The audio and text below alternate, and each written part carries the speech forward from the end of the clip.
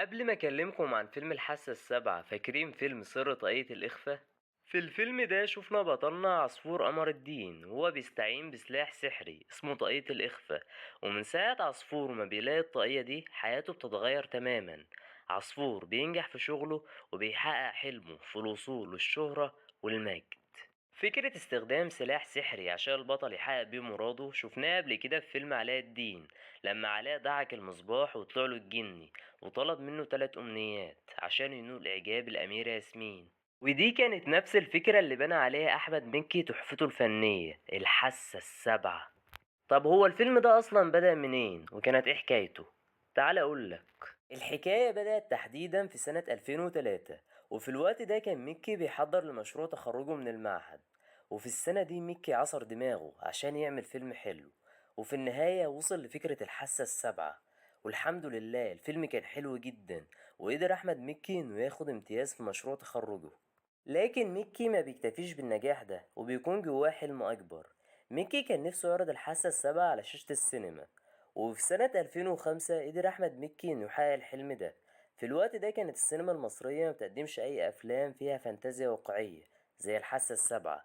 التصنيف ده كان غايب عننا من زمان، وفي رأيي ده كان من أسباب فشل الفيلم في السينما.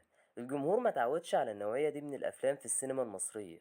يمكن دلوقتي حصلت تجارب مختلفة في السينما المصرية زي أفلام الأبطال الخارقين وعالم المستضعفون اللي بيعملوا بيه ترميمي. بس على الرغم من إن دي تجارب مختلفة لكنها ما كانتش بنفس جودة الحاسة السابعة.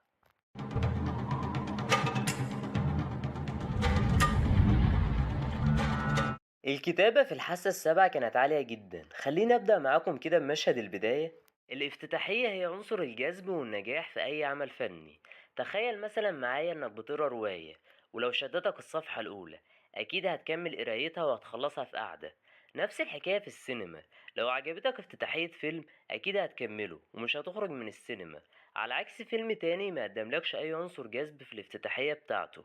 وعنصر الجذب كان حاضر بقوة في الحاسة السابعة. فيلمنا بيبتدي بموسيقى مشوقة، وهنا في المشهد ده بنشوف بطلنا وهو واقف على حافة البير وحاطط حوالين رقبته حبل وبيجهز نفسه للانتحار.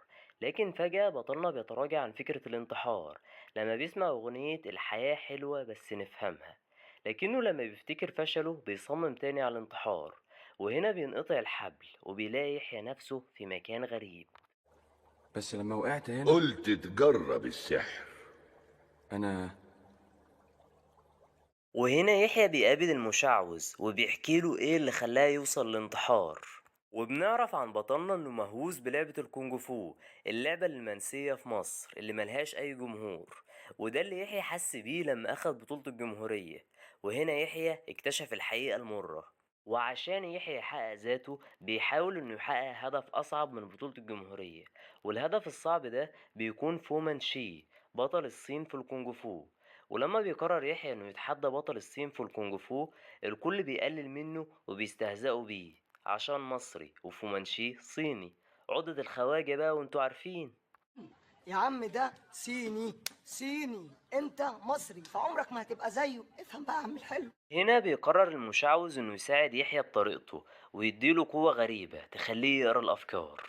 ومن خلال السلاح السحري ده بطلنا بتبدأ حياته في التغيير، وبيحس يحيى انه قرب من حلمه الكبير وانه هيهزم فومانشي. ومع الوقت الكل بيلاحظ التغيير اللي حصل ليحيى وتطور مستواه في اللعبة اللي بيزيد يوم بعد يوم. يحيى ما يكسبش بس احترام الناس، ده كمان كسب حب البنت اللي بيحبها. اكتر حاجة ميزت الحاسة السابعة غير قصته هي الكوميديا اللي كانت فيه. مشاهد كتير كوميدية كانت مضحكة في الفيلم، لسه بتضحكنا لحد دلوقتي واحنا في 2023. وده بالظبط اللي حصل لما شفنا يحيى هو بيقرا افكار اللي حواليه. له كورة وطردت يحيى خالص وزرعت الملعب نجيلة. العيال هتتبسط وهنعمل نشاط في الصيف في حملة الدعاية. من اكتر الحاجات اللي ميزت سيناريو الحاسة السابعة تصميم الشخصيات. الفيلم كان فيه شخصيات كوميدية كتير.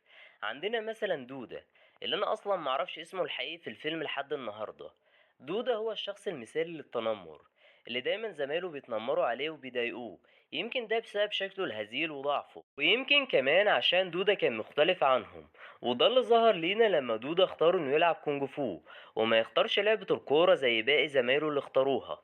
ومع الوقت بدأ يحيى يشوف إن دودة نسخة مصغرة منه، وهنا يحيى لعب دور الأب الروحي مع دودة اللي بيسنده وبيشجعه في كل خطوة بيعملها.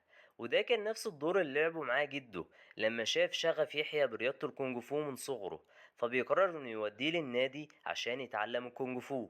هنا بتظهر شخصية المعلم رشدان. ميكي هنا عمل خطوة ذكية جدا لما اقتبس شخصية المعلم رشدان اللي شفناه في كرتون سلاحف النينجا، وقرر انه يقدم في فيلمه نسخة حية منها جسدها لينا أستاذ الكوميديا عبد الله مشرف. من أكتر الحاجات اللي ميزت الفيلم صوت ميكي اللي كان ظاهر في مشاهد الدوبلاج.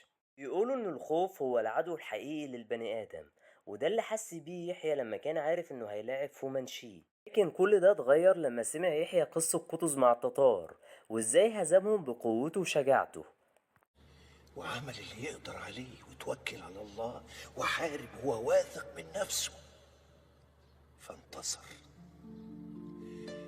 هنا يحيى قرر انه يهزم فومانشي لوحده من غير ما يساعده حد، وعشان كده راح للدجال وطلب منه انه يسحب القدرة الخارقة اللي هو اداهاله. وصل لمسك الختام في اول تجربة اخراجية ليه قدر احمد مكي انه يصنع لينا مشهد نهاية رائع يخليك تتفاعل مع الحدث وتحط نفسك مكان البطل. وده بالظبط اللي شفناه لما يحيى وقع واغمى عليه. بعدها شفنا الجمهور وهو بيسقف له، وهنا اخيرا يحيى بيكون له جمهور فبيقوم وبيهزم فومانشي. وهنا بنشوف فرحة يحيى وسعادته الهستيرية اللي كانت مختفية طول أحداث الفيلم. أيوة، هو ده طعم النجاح يا جماعة. يا رب كلكم تنجحوا وتحققوا أحلامكم زي بطلنا يحيى. وبكده بتنتهي حدوتتنا. لو عجبكم الفيديو دوسوا لايك واشتركوا في القناة، وياريت كمان تفعلوا زر الإشعارات عشان يوصل لكم كل جديد.